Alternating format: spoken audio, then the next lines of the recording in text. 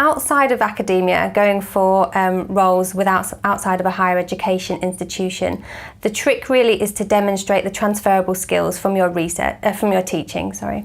So all of the things I've mentioned in relation to teamwork, mentoring, supporting students, translating complex ideas, going the extra mile to explain to employers how you've got those skills.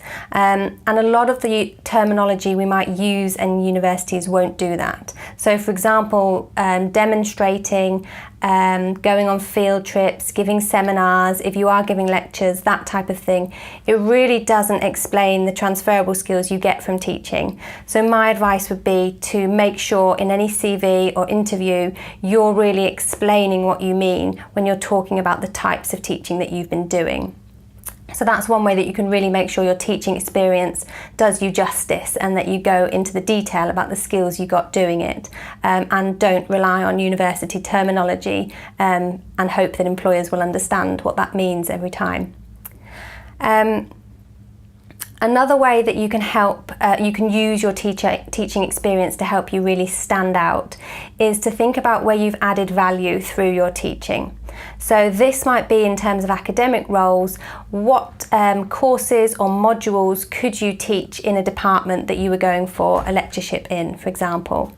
But not just what exists already, but where you could add new modules or even new courses, if you bring a particular specialism, if you bring a particular take on an approach, for example, or a particular piece of equipment that you could teach students to use. So thinking about where you could really add value to a department. And the other piece of advice I'd have in terms of making your teaching stand out is to really think about where you can demonstrate that you were good at teaching. So not only that you have done it, but actually that you were very good at this. So that might be thinking about student feedback. If you've had a particularly good piece of student feedback, you can always include things like quotes in a cover letter.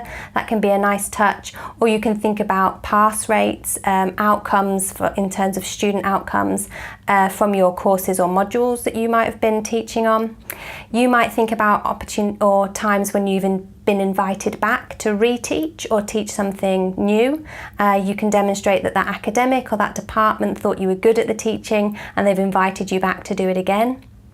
So that would be my advice about thinking where you add value and how you demonstrate that you're good at it, to really help you stand out, but also really think about the language you're using to articulate your teaching skills.